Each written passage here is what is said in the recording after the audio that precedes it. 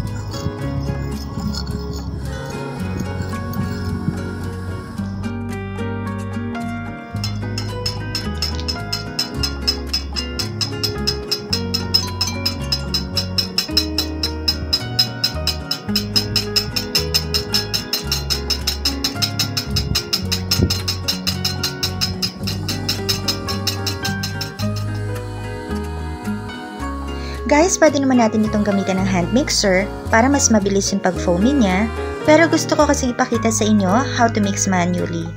At para na din sa mga walang available na hand mixer. Medyo matagal lang at kailangan ng konting pasensya sa pag-whisk, but guys, this is a good hand exercise too.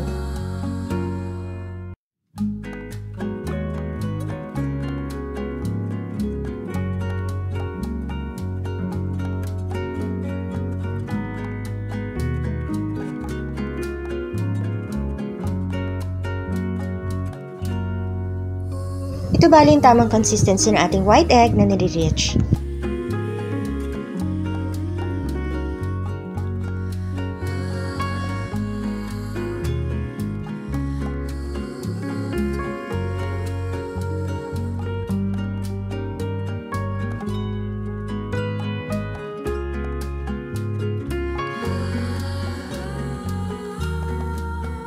Guys, huwag natin itong i-overmix.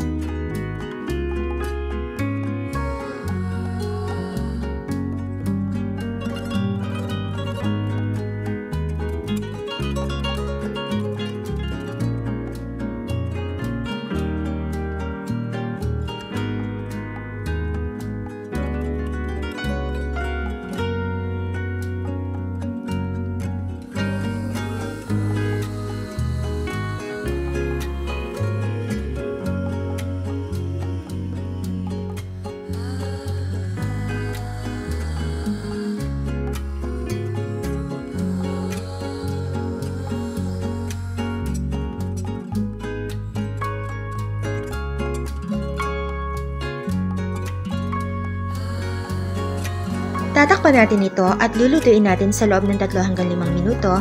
At para sa tamang sukat na ating recipe, check nyo lamang po ang description box below this video.